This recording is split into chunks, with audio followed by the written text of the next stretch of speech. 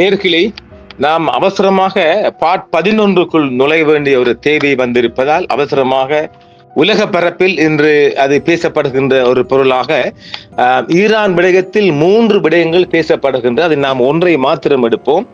அதாவது Ali Khamenei அவர்களை கொல்ல வேண்டும், அவரை அழிக்க வேண்டும் என்று அமெரிக்காவும் இஸ்ரேலும் கங்கணம் கட்டிக்கொண்டு அலைகின்ற இல்லையா? அந்த வகையில் ஈரானுக்குள் மொசாட்டின் உளவு ஸ்பைஸ்கள் மிக தீவிரமாக அந்த இடத்தை தேடிக்கொண்டிருக்கின்றார்கள். ஒரு புறத்தில் அவர் பூமுக அடியில் இருக்கின்றார் என்பதும், சீனா அவர் குடும்பத்துடன் சீனா அவரை தூக்கி சென்றுள்ளதாகவும் சொல்லப்படுகின்றது. எதுவானாலும் அமெரிக்காவில் இன்று அதனுடன் அமெரிக்காவில் இன்று அமெரிக்கா மட்டுமல்ல மேற்குலக நாடுகள் முழுவதும் இன்றைய செய்தி ட்விட்டர் மற்றும் ஏனைய செய்தி தளங்களில் வெளிவந்த ஒரு பெயர் தான் ஈரானின் முன்னாள் இளவரசர் ரெசா பஹலவியா. இதை வச்சு கொள்ளுங்க. இது ஒரு புதுசா வருது இந்த சீன்ஸுக்குள்ள வருவது யார் என்றால் இவர் தான் வருகின்றார். இப்பொழுது அமெரிக்கா எடுத்து விட்டு இருக்குது, அவரும் வெளியில் வந்து விட்டார். அதை பற்றி கொஞ்சம் ஆராய்வோமா? அதாவது ஒரு 3 ஆண்டு காலமாக ஈரானுக்குள் ஒரு உள்ளூர் கிளர்ச்சியை ஏற்படுத்தி ஒரு ஆட்சி மாற்றத்தை கொண்டு வர வேண்டும் என்று அமெரிக்கா மிகப்பெரிய முயற்சி செய்து பார்த்தது மொசாட்டின் துணையுடன். அது முடியவில்லை. அதுக்கான காரணம் என்றால் கமேனி அவர்கள் இப்போது சுப்ரீம் லீடர் மிகவும் ஒரு இறுக்கமான ஆட்சியை கொண்டு வருகின்றார் தான் சொல்ல முடியும். ஏனெனில் இப்போது பாருங்கள், இதுவரைக்கும் ஒரு 45 தலைகளுக்கு மேல் நாளாந்தம் வெடி குறைக்கிறது தான் இந்த உளவாளிகளாக. அது பேரெல்லாம் வெளிவர நான் நினைக்கல, வெளிவர மாட்டான்னு பிடிச்சா பிடிபட்ட இந்தியாவில் ஒரு விடயத்தை பார்க்கலாம். ஈரானுக்குள்ளோ அல்லது இஸ்ராயலுக்குள்ள வேலைக்காக போனவர்கள் யார் என்று அவங்களை எந்த தொடர்பும் இல்லை என்றால் நாம நினைத்துக் கொள்ள வேண்டியதான் பரலோகம் அனுப்பியாச்சு என்று. ரைட், அது போகட்டும். அப்ப இப்பொழுது கடந்த 3 ஆண்டு காலமாக முயற்சி பார்த்தது. அந்த வகையில் நாம் பார்த்திருப்போம், இந்த பெண்கள் பர்தா உடை சம்பந்தமாக ஒரு புரட்சி ஒரு பெண்கள் அணியால் கிளம்பியது.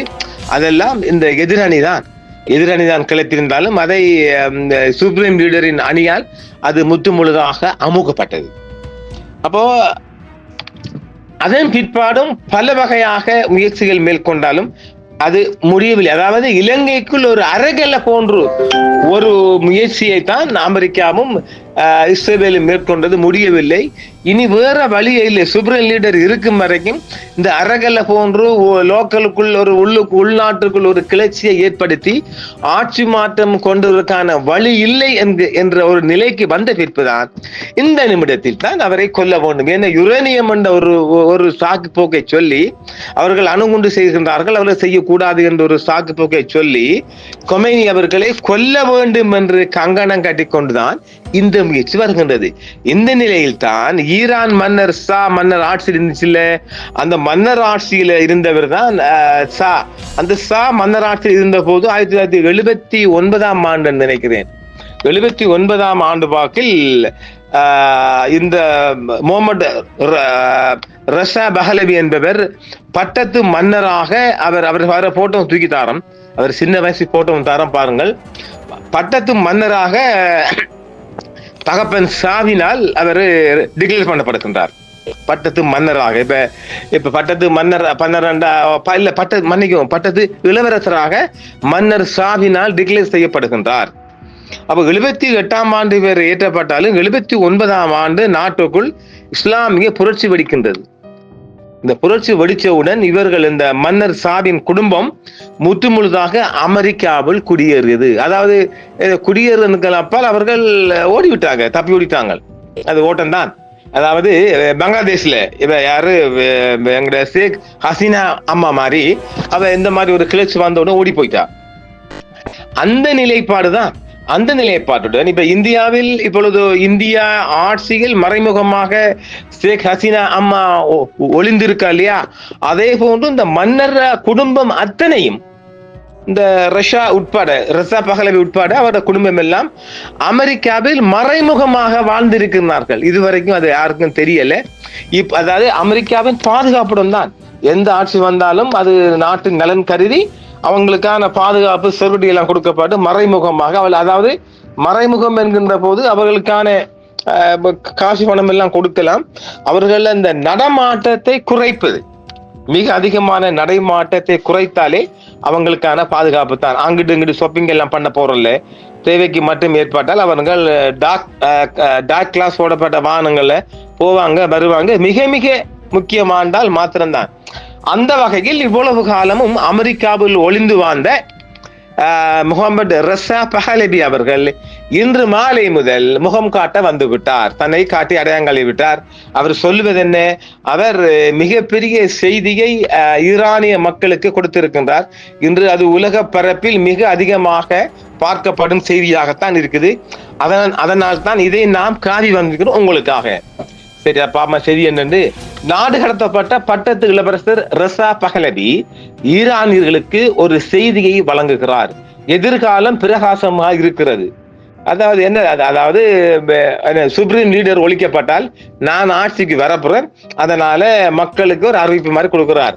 ஈரானுக்கும் இஸ்ரேலுக்கும் இடையே அதிகரித்து வரும் மோதல்களுக்கு மத்தியில் நாடு கடத்தப்பட்ட இளவரசர் ரெசா பஹலவி இஸ்லாமிய குடியரசின் வீழ்ச்சி உடனடியாக நிகழும் என்று வலியுறுத்துகிறார். இது எப்படி இருக்குது? அப்ப இவங்களோட இப்போதைய ஆட்சி வீழ்த்தப்படும் என்று சொல்றார். அதற்கான ஒப்புதல் ஒன்று அவருக்கு கொடுக்கப்பட்டிருக்கின்றது.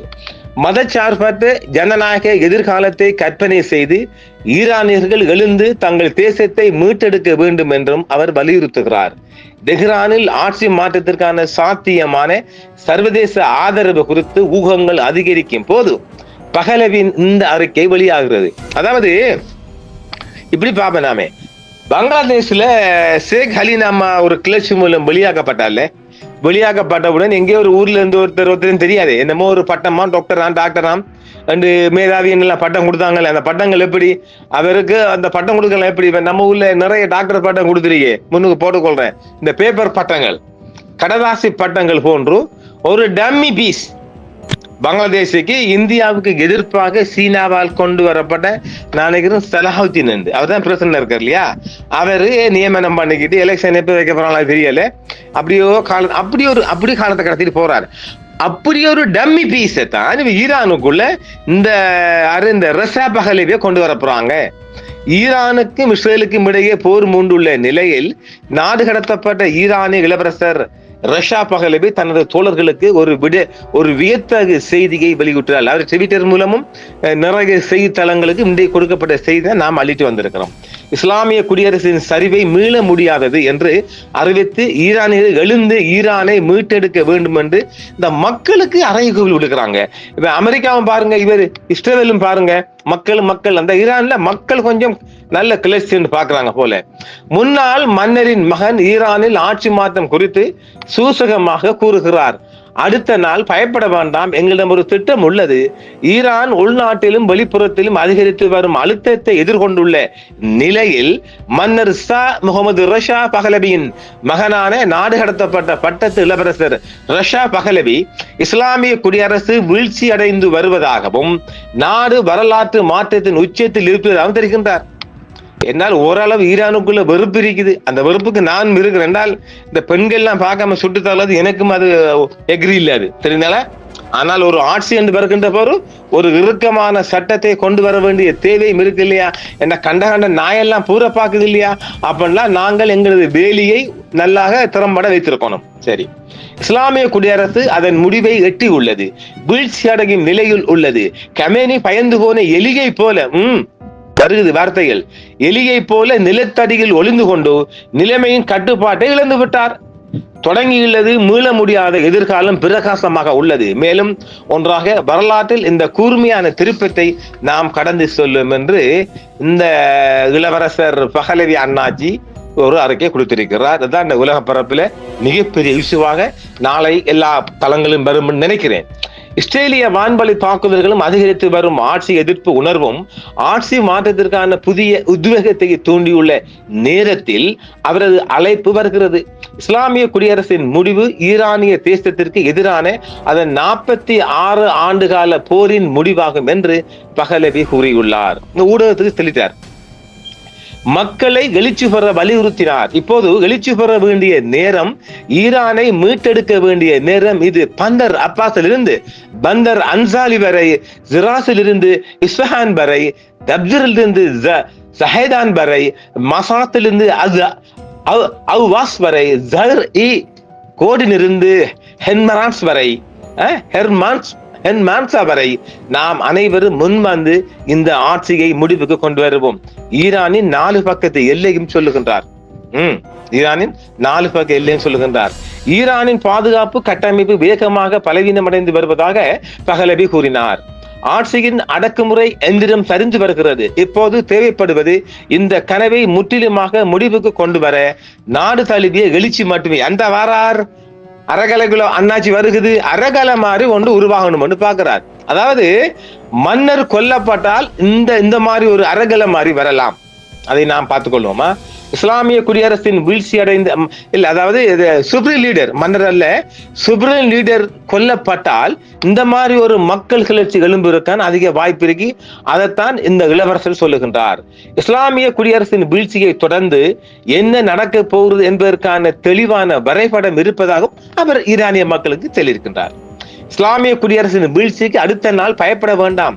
ஈரான் உள்நாட்டு போரிலோ அல்லது உறுதியற்ற தன்மையிலோ இறங்காது. ஈரானின் எதிர்காலத்திற்கும் அதன் செழிப்புக்கும் எங்களிடம் ஒரு திட்டம் உள்ளது. வீழ்ச்சிக்கு பிறகு முதல் 100 நாட்கள் இடைக்கால காலத்திற்கும் ஈரானிய மக்களாலும் ஒரு தேசிய மற்றும் ஜனநாயக அரசாங்கத்தை நிறுவதற்கும் நாங்கள் தயாராக இருக்கின்றோம். அப்ப உடனடியாக ஒரு இடைக்கால அரசு ஒன்று உருவாகிறதுக்கு இந்த அண்ணாச்சி இளவரசர் வருவார். அவர் வந்த பிற்பாடு அவருக்கு தேவையான டம்மி பீஸ் எல்லாம் நிறைய அமெரிக்காவிலிருந்து இறங்கும். பஹலவி ஈரானின் ராணுவ மற்றும் அரசு ஊழியர்களுக்கு நேரடியாக வேண்டுகோள் விடுத்திருக்கின்றார். அப்பாடா, அங்கிருந்து ஒரு அழைப்பு வந்து அடிச்சிட்டு அண்ணாச்சி. வீழ்ச்சி தொடங்கி இருக்கும் மற்றும் தவிர்க்க முடியாத ஒரு ஆட்சிக்காக ஈரானிய மக்களுக்கு எதிராக நிற்காதீர்கள். சிதைந்து கொண்டிருக்கும் ஆட்சிக்காக உங்களை தியாகம் செய்யாதீர்கள். மக்களுடன் நிற்பதன் மூலம் உங்கள் உயிரை காப்பாற்றிக் கொள்ளலாம். இஸ்லாமிய குடியரசில் இருந்து மாறுவதில் வரலாற்றை காப்பாற்றுங்கள். மேலும் ஈரானின் எதிர்காலத்தை கட்டுக்கெழுப்புவதில் பங்கேற்கவும். மக்களுக்கும் அரசாங்க ஆபீசர்மார்களுக்கும் அவர் அறிக்கை விடுக்கிறாரா? இஸ்லாமிய குடியரசு அதன் முடிவுக்கு வந்து விட்டது. அது சரிந்து கொண்டிருக்கிறது, தொடங்கி உள்ளது, மீள முடியாதது, எதிர்காலம் பிரகாசமானது. ஒன்றாக நாம் வரலாற்றின் பக்கத்தை திருப்புவோம். இப்போது எழுந்து நிற்க வேண்டிய நேரம் இது. ஈரானை மீட்டெடுக்க வேண்டிய நேரம் என்று கொஞ்சம் நல்லாவே இருக்குது. நல்லா தான் போகுது இல்லையா? அமெரிக்க வெறியர்கள் இஸ்ரேலிய அதிகாரிகள் மற்றும் வெளிநாடுகளில் உள்ள ஈரானிய ஆர்வலர்களிடமிருந்து ஆட்சி மாற்றத்துக்காக அதிகரித்து வரும் அழைப்புக்கு மத்தியில் இந்த அறிக்கை வந்திருக்கின்றது. இஸ்ரேலிய பிரதமர் பெஞ்சமின் நெத்தனியாகு அளித்த பேட்டியில் இஸ்ரேலின் தற்போதைய ராணுவ பிரச்சாரம் நிச்சயமாக ஆட்சி மாற்றத்துக்கு வழிவகுக்கும் என்று கூறினார். ஈரானில் உள்ள அரசாங்கம் மிகவும் பலவீனமாக உள்ளது. 80% மக்கள் இந்த இறைகள் குண்டர்களை வெளியேற்றுவார்கள் என்று பெஞ்சமின் நெத்தனியாகு கூறினார். ஈரானின் மதகுருமார்கள் இந்த துணிச்சலான மற்றும் திறமையான மக்களிடமிருந்து ஆக்சிஜனை உறிஞ்சுவார்கள் என்றும் பெஞ்சமின் அண்ணாச்சியும் கூடியிருக்குது. அப்ப ஆக இந்த மேற்குலக நாடுகள் எல்லாமே அவங்க தானே. மேற்குலக நாடுகள் ஈரானுக்குள் நடக்கிற இஸ்லாமிய ஆட்சிக்கு எதிராக இந்த ரசா என்ற ஒரு இளவரசர் ஓடி போன ஒருத்தரை கொண்டு வந்து ஆட்சியில் அமைத்த பார்க்கிறார். அது உங்களுக்கு லேசா சொன்ன போனால் நம்ம ஊர்ல அரகலையை பார்க்கவும் பங்களாதேஷுக்குள்ள ஹசீனாவும் துரத்தப்பட்டதையும் பார்க்கலாம். இந்த மாதிரி ஒரு நிலைமையை உருவாக்கினால் அண்ணாச்சி இந்த ரஸா பஹலவி வந்து பூந்துருவார். ஈரானுக்குள்ள பூந்தால் டம்மி பீஸ் இருக்குல்ல, இந்த டம்மி பீஸ் அமெரிக்காவுக்கு தேவையான அத்தனை வேலையும் செஞ்சு கொடுக்கும். என்றால் அமெரிக்காவின் ஊதுகளை தான் பேர் வரப்போறார், அமெரிக்கா தானே கொண்டு வரப்போறாங்க. அப்ப ஆக அமெரிக்கா தனக்கு பிடிக்காத எந்த ஒரு நாட்டையும் உள்ளுக்குள்ள ஒரு கலவரம் உருவாக்கி அல்லது உள்ளூர் கிளர்ச்சியை உருவாக்கி நம்ம உள்ளூர் அறகலையை உருவாக்கி எல்லாம் அவங்கதான் அரகலை உருவாக்கி ஆட்சி மாற்றத்தை கொண்டு வரதற்கான ஒரு முடிவைத்தான் நோக்கி கொண்டிருக்கிறாங்க. ஆக அழிக்கிற எல்லாம் ஒரு வேறு விடயம். அழிச்சாலும் இப்ப தேடுவது கெமேனி நாட்டுக்குள்ள இருக்கிறாரா சுப்ரீம் லீடர்? அது எனக்கு தெரியல. ஆனால் மிக அதிகமான தகவலின்படி அவர் சீனாவுக்குள் இருப்பதாகத்தான் தகவல் வருகின்ற அவர குடும்பமும். இப்ப இங்க குடும்பம் அப்படி இருந்தாலும் அங்க இந்த உத்தரவு எல்லாம் வருகுது, ஓர்டர் வருது செய்யறாங்க. இதே போக்கில் போனால் அதாவது ஈரானின் பலம் மிக அதிகரித்திருக்கின்றது.